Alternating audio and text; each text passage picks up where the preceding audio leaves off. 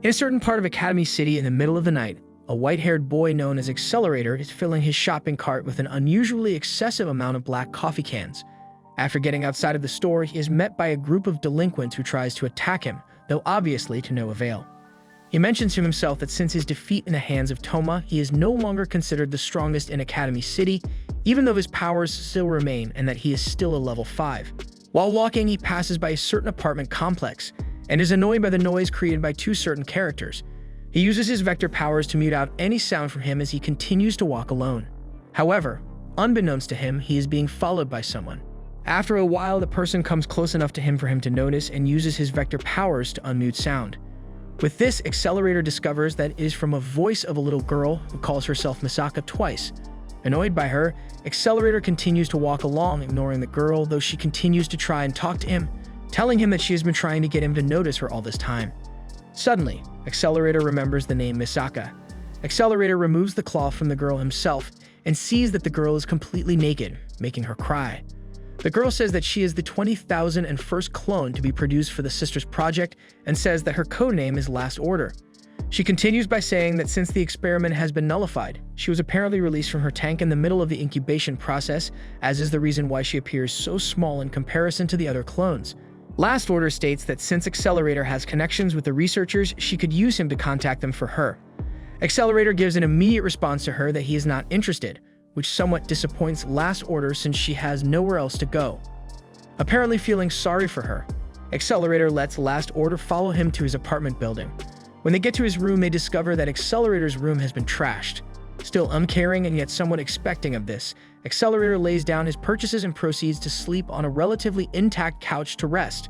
Last Order, happy, goes and lies on Accelerator's surprisingly intact bed and warns him not to touch her in the middle of the night, much to Accelerator's annoyance. Morning shines through the curtains of Accelerator's room as he awakens from his slumber. Here he discovers that Last Order is still in his room and is hungry, asking Accelerator to cook some food. Accelerator and Last Order go to a restaurant for their breakfast. While Last Order happily asks herself what meal to get, Accelerator notices a person in a white lab coat outside of the restaurant parking lot. It is Amai, according to Accelerator, who is wondering what he is doing there. Amai notices Accelerator's gaze and quickly gets into his car to try and vacate the premises. While eating, Accelerator reminds Last Order of what he did to the clones. Hearing their conversation turning serious, Last Order stops eating and responds to Accelerator. Last Order states that since she is connected to all the clones, she of course knows. Last Order states that she was taught the value of being a clone, and even if a single clone dies, there's no way the entire Misaka network would disappear. Last Order says that without Accelerator, the experiment would never have been proposed and that souls would have never been injected into the lifeless Misaka clone, and she thanks Accelerator for it. Thinking that Last Order is joking, Accelerator smirks and reminds her that he enjoyed killing the clones. However, Last Order counters by saying that Accelerator is lying and says that Accelerator didn't want to do the experiment in the first place. Accelerator gets mad at her observation and says that the fact that he kept continuing with the experiment means that he thought nothing of the clones' lives. Accelerator stands up to leave. However, after turning his back, he discovers that Last Order has been overcome with something. Last Order states that she is in a condition where her body is incomplete as such her current condition. Accelerator walks in familiar places for a while and arrives at a research institute. In a dimly lit and messy room with several computers running sits a woman. She reminds Accelerator that he didn't need to break down the entrance as his ID card is still valid. Accelerator later asks Yoshikawa Kikyu where the experimental body adjustment manual for the sisters is. Accelerator asks about Last Order. Kikyu explains, saying that the special experimental instance known as the Last Order. She states that Last Order was never made to be a part of the experiment to begin with.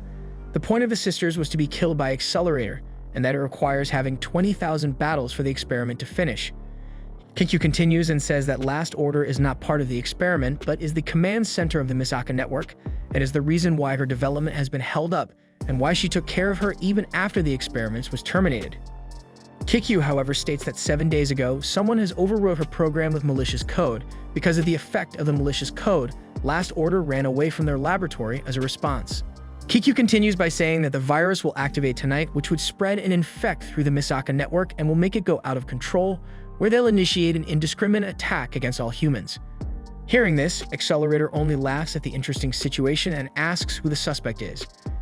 Kikyu states that the most likely culprit is Amai, which surprises Accelerator after remembering his strange behavior in the restaurant parking lot. She tells that there are two things he can choose to do now: capture Amai and force him to talk about the virus structure and resolve the incident, or secure Last Order, who bears the virus in her mind, and put her back into the incubation tank. The scene cuts to Accelerator running in the streets of Academy City, grasping in his hands Last Order personality files. Accelerator arrives at the place. Here, he is told that a man in a white coat has taken away Last Order. Accelerator contacts Kikyu and report to her about the situation. Accelerator asks why Amai would take a Last Order if the virus activating would occur even without doing anything. Knowing that Amai is still inside the city, Accelerator smirks and states that humans' actions become more simplistic when they lose their comfort zones. With that, Accelerator cuts Kikyu off and proceeds to find out where Amai. Meanwhile, near an abandoned research facility, a mysteriously out-of-place yellow car sits in desolation. Besides him is Last Order, breathing heavily and having electrodes stuck to her with a notebook computer on her lap monitoring her condition.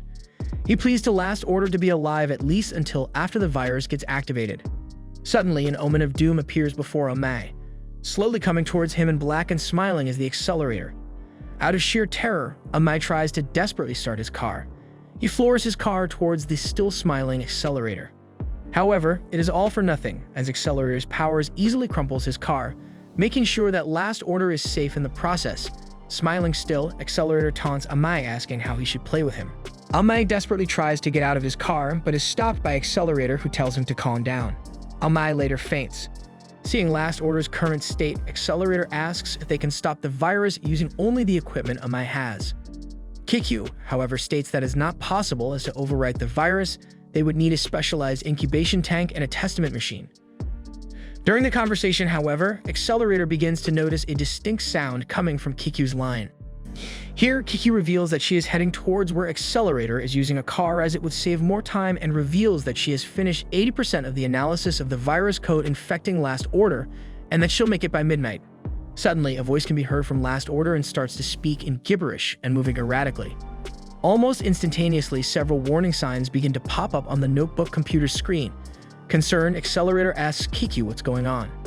Hearing Last Order's ramble over the line, Kikyu concludes that the virus has begun its preparations to activate, and states that the leaked information that the virus will be activating on 12 midnight was probably a red herring. With alarms going off, Kikyu carefully says to Accelerator that he is the only one who is able to save the situation. Kikyu tells him the most obvious and only single thing he could do in this situation: the elimination of Last Order. Suddenly, Accelerator realizes something and contacts Kikyu regarding it. Having Last Order's personality file before the virus infection, Accelerator asks, since he can control brain cells, is there a possibility that he can manipulate Last Order's personality files? Realizing his plans, Kikyu asks Accelerator if he is planning to use him and his powers as a substitute for a testament machine. She tells he can't. Accelerator, however, disagrees with her and states that if he can use Reflect, Redirect, then he can also be able to manipulate and plugs in the USB containing Last Order's data file into the portable digital. Kikyu continues to argue with Accelerator, but he ignores her and throws away his phone. Using the portable digital terminal device, Accelerator completely memorizes Last Order's data file before her infection with the virus, and concludes that he will just simply get rid of all the code in Last Order's brain that doesn't match the previous data file and say that it is a piece of cake. After destroying the portable digital terminal device, Accelerator touches Last Order's forehead. With that, he begins his operation. Accelerator compares the pre-infection date to the data within Last Order's head. However, he realizes that if he gets rid of all the code, then Last Order would be restored to her state the week prior, the week before she met him. He executes the command to destroy the mismatched code using his powers, and slowly the warning messages on the notebook computer disappear one by one. Last Order begins to respond to Accelerator's tampering, as she starts spouting random words and codes and moving erratically as well. While erasing the codes, Accelerator ponders to himself what he is erasing along with the virus, and concludes that it is better for her to forget anyway. Suddenly, as if on cue, Amai regains consciousness and points a gun towards Accelerator, telling him not to interfere. Accelerator is gripped with fear for having a gun pointed at him. He has used up all his processing power in order to delete the virus inside of Last Order's mind, and doesn't have the computational capacity left for a redirection. Accelerator reflects with himself he could take his hand off Last Order, as so he can regain the capacity for a reflection, which would then make him invincible. He doesn't, and is shot by Amai in the middle of his work, lamenting on how he was too naive at the thought that he, a villain, could save someone and start all over again. Having shot the Accelerator, Amai laughs maniacally for having brought down the strongest Esper with a gun and still living. However, his laughing stops as soon as Last Order announces that the code that Amai injected into Last Order has code break error code.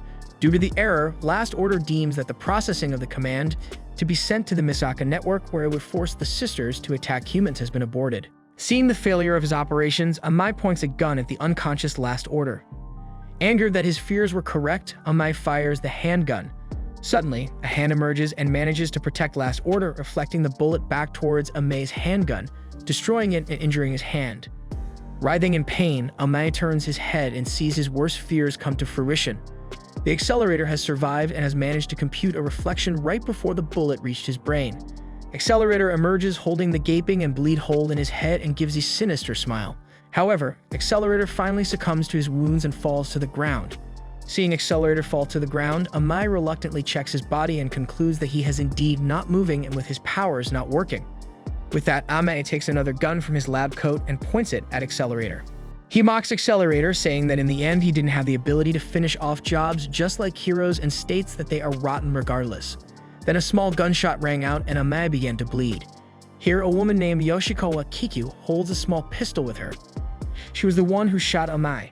Having been shot, Amai falls down once again. Kiku takes the naked and unconscious Last Order in the back of her car, where an incubation tank awaits her. Amai comes to once again and tries to sit up, however, he sees Kiku loom over him. She aims and pulls back the hammer of her pistol, ready to shoot to kill Amai. Kiku continues on by saying that Amai need not worry about Accelerator, as he knows someone special amongst his acquaintances. A person with frog face, though he is called the Heaven Canceller by people, is someone who'd still save Accelerator's life. Kiku then points her gun on Amai's chest, however, at the same time as this, Amai pulls out his gun and points it at Kiku's own chest as well. Kiku regains consciousness and discovers that she is in a hospital of a certain frog-faced doctor, the Heaven Canceller. Here, Kiku is surprised that she has survived, to which the frog-faced doctor rhetorically asks who she thinks performed the surgery. Kiku states that she thought that she was shot in the heart at point-blank range, to which the frog-faced doctor corrects her by saying it was actually a coronary artery extending from the heart. However, he states that she was pretty much dead on the spot, if it not for the efforts of that kid, the Accelerator. The frog-faced doctor continues by saying that Accelerator has sustained damage to his frontal lobe and has had his language and computational ability affected. Hearing this, Kiku tries to ask if it affects Accelerator's ability as well. However, the frog-faced doctor cuts her off, saying that making something work that is not working anymore is his policy. Before leaving, the Heaven Canceller asks what she's going to do now as the higher-ups found out about the incident and has finally closed down the research facility, and the experiment completely terminated. She was fired. Hearing this, Kiku is disheartened that she can't live as a researcher anymore. The winds pass by and moves the curtains of a certain hospital, where a certain white-haired boy wearing a collar is sleeping soundly, while the girl by the name of Last Order is beside his bed sleeping as well. Yoshikawa Kiku is there, as well as Yamakawa Aiho, the latter asking the former to confirm if they are the ones that she will be taking care of, to which Kiku says yes. Sometime later, a SWAT team raiding a facility looking for thieves who stole oxygen containers, but they found no one as the thieves managed to escape. Fast forward, the main man is seen standing on a tower and then jumping to land in a hospital in a very sick fashion that made the skirts fly.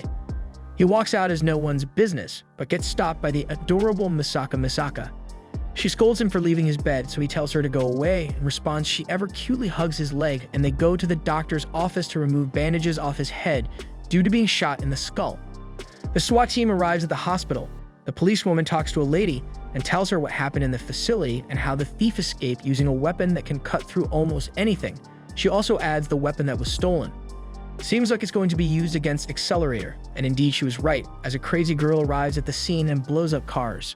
Then the shorty steps inside the hospital and cuts a man's arm just to send a message that every short girl can be deadly.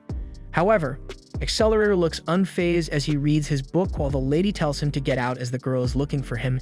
He says, "No thank you, leave me be." But when little Misaka hears about the news, she runs off to the kitchen worried about her surprise, which in turn makes our boy worry about her safety. Meanwhile, the SWAT team tries to stop her, but their bullets are not effective against her armor, and to make things worse, when the policewomen learn that they are high school kids, she drops her weapon and resorts to good old-fashioned schooling, as she has this ideal to not shoot a minor, even if they are psychopath-wielding weapons that can cut through steel. She sprints and manages to go past the psycho girl, but chokes on her way. They decide to retreat, but when they see the only thing behind them is a room filled with children, they decide to go forward. Suddenly, the guy pushes the redhead away out of the crumbling wall that our boy used as an entrance. The girl shoots her oxygen-cutting gun, but Accelerator deflects them no problem, putting himself on top. But when Misaka appears and runs to him, the roof collapses, so he protects her, opening his head wound in the process. Seeing the bag Misaka is holding has a drop of blood on it, the redhead girl takes it and leaves with the other girl, leaving the lackey behind. Accelerator goes to pursue the girls underground, where he finds them and shows the redhead why he was the alpha in the city for so long. After easily beating them, he returns back to the hospital with the bag, which he learns was a bag of cookies made for him. The next day, we see a group of doctors who are arguably not doctors, as they are killing a girl to study her body. Fast forward 3 days later, and a SWAT team is chasing a girl with the power to reanimate the dead. And as you guessed, the chase ends up inside the hospital our edgy boy is resting in. This girl, unlike the previous one, seems level-headed and expert in hand-to-hand combat. She breaks into Kakashi's sunroom and asks him if he knows the girl in the picture she's holding. Before he looks up, the SWAT team enters the room and catches her dropping the pic. Accelerator later notices it's Misaka. While taking the blondie back to headquarters, it was evident that these SWAT guys are not with the good guys. Luckily, Accelerator went down and ended by reflecting his bullet and throwing Truck-kun at the side like a ragdoll. No iskad for this lad today. He laughs, manically asserting dominance on the other maniac who cowers behind his useless mech, which after getting trashed drops a girl from it, sending our boy to flashback land. Soon after, the real SWAT team arrives and we learn that the girl has been dead for 2 days now and that they were able to use her powers after she died. Later on, we see the maniac informing his superiors about his failure, which leads to his disposal. Meanwhile, the girl returns to Accelerator room to ask him for help. He says no and proceeds to act like a villain. But when the girl tells him that DA, the organization from earlier, wants to use Last Order, also known as Misaka, to further their plan, he releases and tells her to lead the way to their hideout, where she was kept as a prisoner. On his motorcycle, the girl and the white-haired boy arrive at the hideout, where they find the corpse of the man completely dissolved. They also find a giant mech is being piloted remotely by a lunatic guy wearing a doctor cape. We learn that he was able to reanimate the dead by learning the techniques from the girl when she was imprisoned. Then he continues to shame her for her abilities until Accelerator gets fed up and allows himself to be recognized, and then the lunatic decides to retreat. However, before he leaves, we learn that Dr. Lunatic has studied Accelerator abilities and has some sort of plan on how to fight them when the time comes, hinting at a tough battle for our boy's future. Back in the hospital, Misaka enters the room with 3 meals in hand. When she sees the girl sitting beside our boy on the bed, she gets jealous and throws a fit before throwing the food, which leads to the trio going out. Now in restaurant, the 2 girls bond over food while Accelerator makes a phone call to seek info about the DA org. Back inside the hospital, the doctor arrives at Accelerator room to take Misaka to her checkup appointment. The doctor also gives Accelerator a piece of paper he found in the deceased girl's mouth. Blondie identifies it as a lower spell used to reanimate the girl, hence they go to the morgue to bring her back. While doing the ritual, Accelerator touches the girl's brain, allowing him to see all that she went through.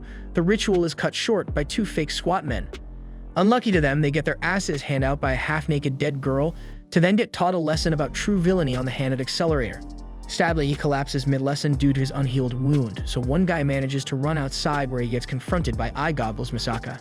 However, her abilities are no match to the guy's weapons. As such, when the blondie along with her trusty dead friend arrive at the scene, the guy takes Big Misaka as a hostage.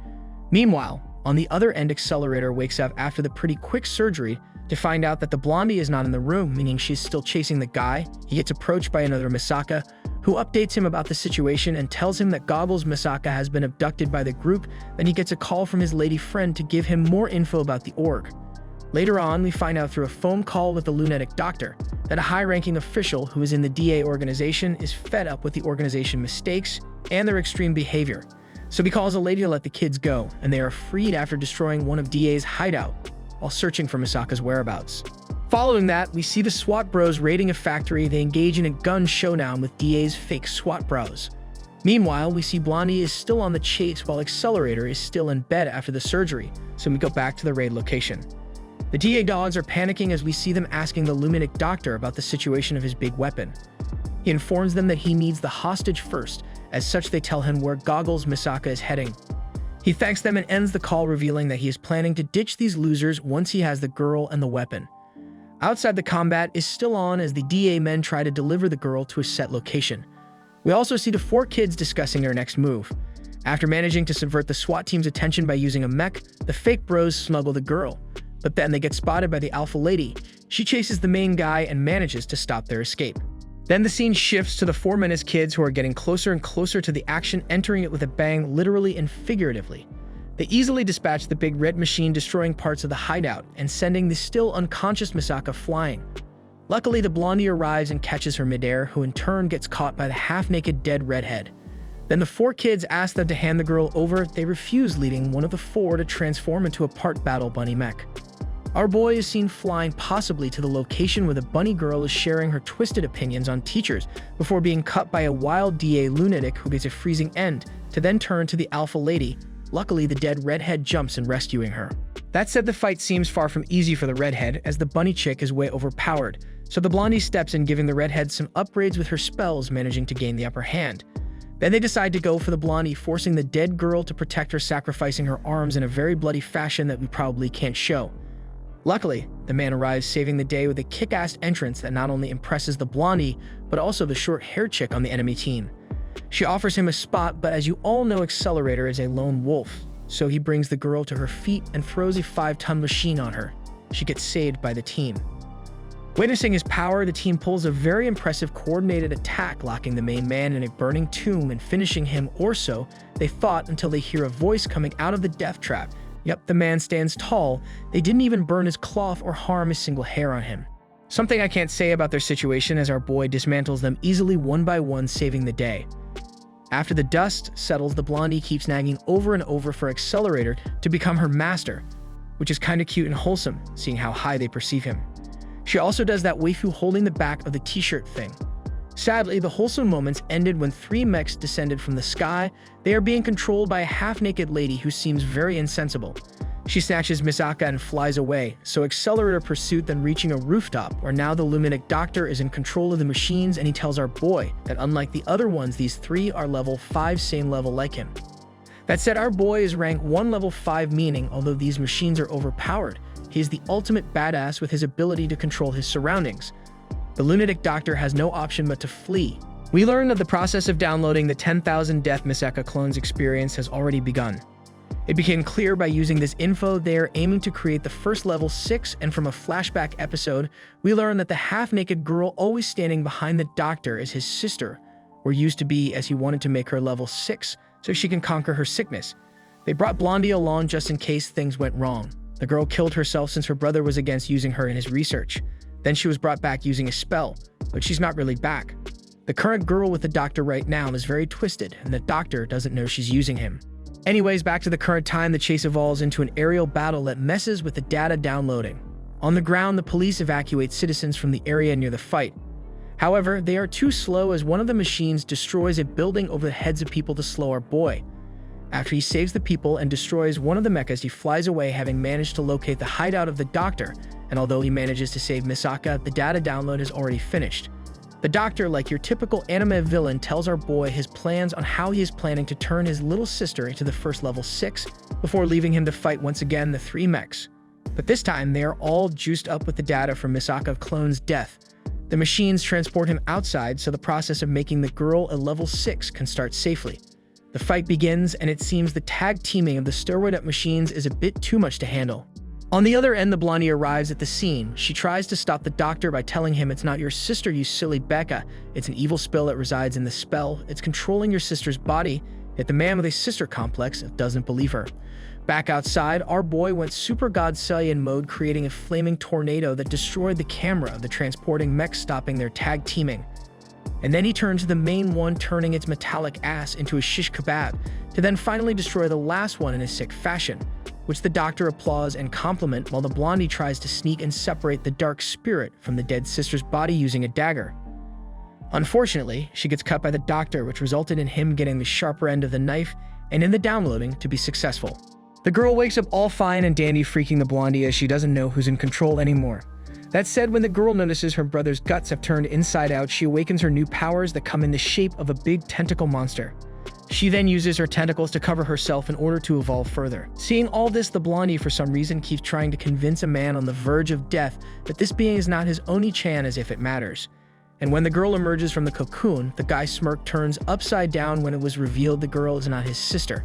The being is also not the dark spirit the blondie originally thought of.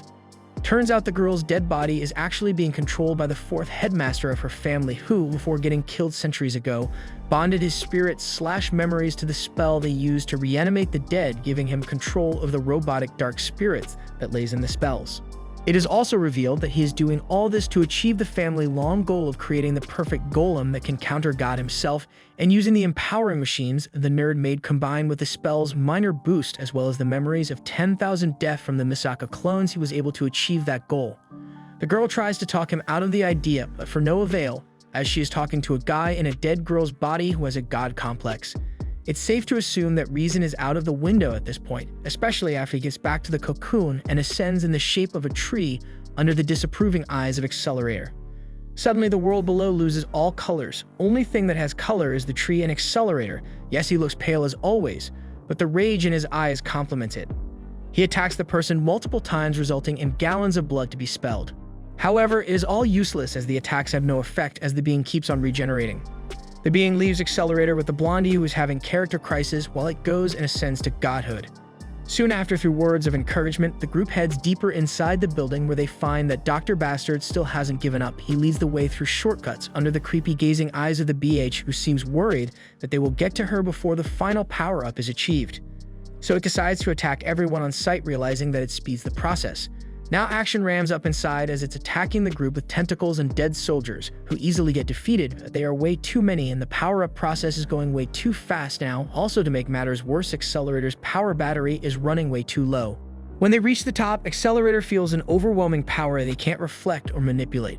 This overwhelming power indicates the fourth head of the family has achieved his goal through eating the troops, which immediately proved to be a big mistake as we see taking on their spirits. He also took some of their memoirs and desires, which in turn resulted in a consciousness battle to take control of the body.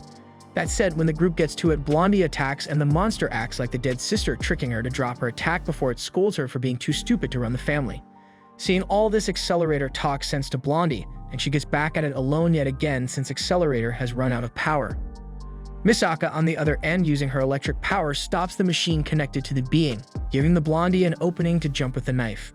This time, the girls attack and shove it in his heart. His last words were, "Who are you?"